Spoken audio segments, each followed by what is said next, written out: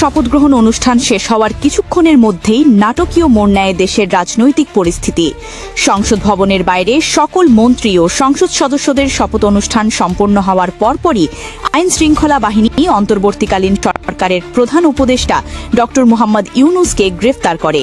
এই ঘটনাকে কেন্দ্র করে মুহূর্তের মধ্যে দেশজুড়ে শুরু হয় তীব্র আলোচনা ও বিতর্ক।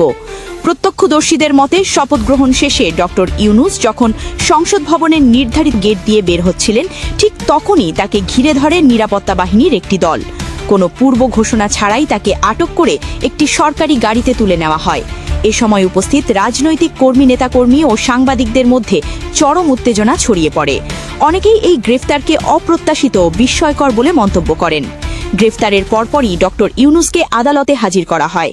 শুনানি শেষে উচ্চ আদালত তাকে ৬ মাসের কারাদণ্ড এবং ৩০,০০০ টাকা জরিমানার আদেশ দেন বলে জানানো হয়। আদালতের এই আদেশ প্রকাশ্যে আসার সঙ্গে সঙ্গে সামাজিক যোগাযোগ মাধ্যম ও রাজনৈতিক অঙ্গনে শুরু হয় তুমুল সমালোচনা। বিভিন্ন মহল থেকে প্রশ্ন তোলা হয়, এত দ্রুত বিচারিক প্রক্রিয়া কিভাবে সম্পন্ন হলো এবং এর পেছনের আইনি ভিত্তি কি?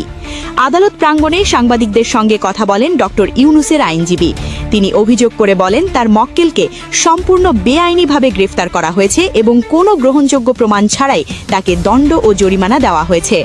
আইনজীবীর দাবি, এই রায় ন্যায় বিচারের পরিপন্থী এবং এর বিরুদ্ধে উচ্চতর আদালতে আপিল করা হবে।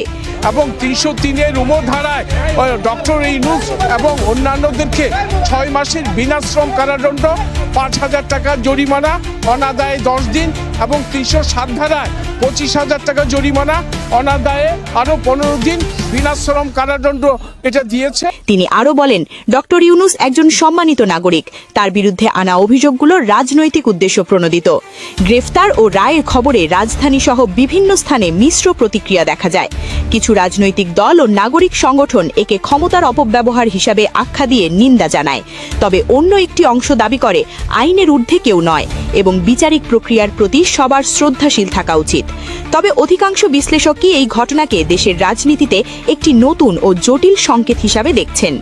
কারাগারে নেওয়ার আগে ড ইউনূস সংক্ষিপ্ত প্রতিক্রিয়ায় বলেন, তিনি কোনো দোষ না করেও শাস্তি পেয়েছেন। তার ভাষায়, এই দেশের দায়িত্ব নিতে এগিয়ে এসে আমি হয়তো ভুল করেছি। দেশের